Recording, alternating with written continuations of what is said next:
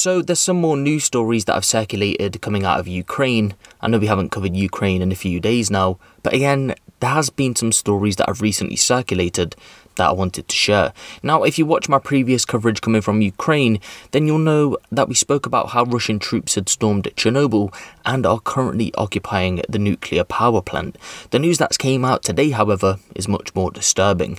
Earlier on today, reports had surfaced that in the early hours of March 4th, 2022, a fire erupted at the Zaporizhzhia nuclear power plant. The plant, for anyone who doesn't know, is the biggest in Europe. The fire broke out in a training building outside of the plant after Russian forces shelled it from all sides.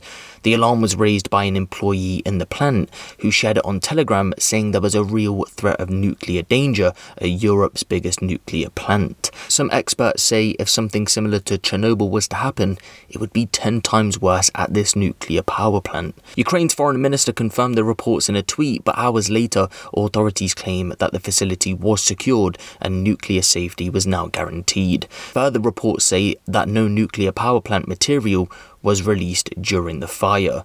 Professor of Ukrainian Studies at University College London told reporters the attack could have been an attempt to cut off the population from their services, but again, that's all just speculation. Speaking of the fire, Prime Minister Boris Johnson said that the war could now directly threaten the safety of all of Europe, but British government officials added that although the attack was unlawful, it was difficult to believe any of the intended damage was deliberate. Again, reports coming out are saying that no nuclear material was released, but experts say that we was very close to a nuclear disaster. Next then isn't directly to do with the war itself, rather an American-based Russian businessman has put a $1 million bounty on Russian President Vladimir Putin's head. Reports say that businessman Alex Konanikin said he would pay the money for the arrest of Putin as a war criminal under international laws. His post included this mock-up poster which read, "Wanted dead or alive, Vladimir Putin for mass murder."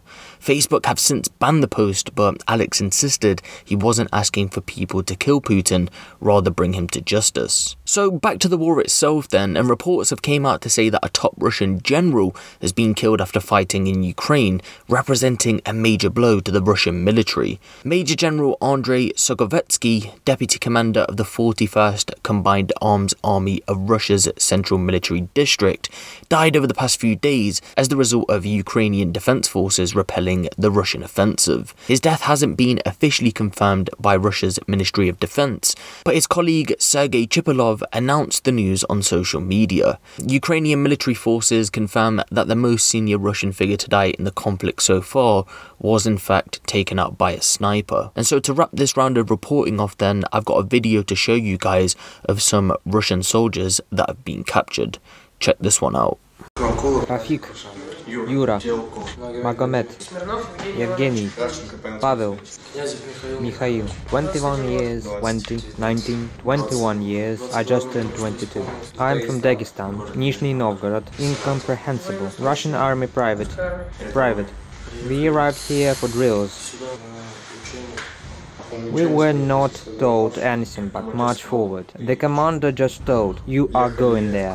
We were going in a column. When we started to cross the border, I asked the commander, "Why are we doing this?" He answered me to shut up. I didn't know that I was going to Ukraine. They deceived me. We were told that we would go there and come back. They told us that we will go into the fields, set up tents and live there. We didn't ride deep into Ukraine when we were hit. My car blew up and I was pushed out of it with the explosion wave. We became captives in the town. We didn't shoot back. We became captives in the town.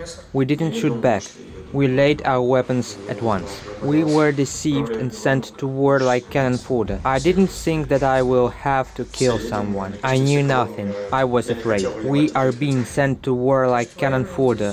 Everyone gets shot at once. We were going in a column and almost everyone in it dies. I didn't want to fight. I wanted to live. I will say that Ukrainian military are nice guys. They did not hit me and gave me food. For what? Everywhere here live peaceful people and no one wants war. I was operated and now I feel better. No one abused me. We have food. No one beats or abuses us. We surely did the same that the Nazis did. We attacked peaceful people and they are just defending themselves and their land. No one attacked Russia and I don't understand what they want from this war. Mom, Dad, I love you. I'm okay. I have food and I'm healthy. Do not worry, I am alive and healthy. Don't go to Ukraine. Here people live their own lives. Its army is protecting their country, their families and children from the Russian army. And you prevent them from life.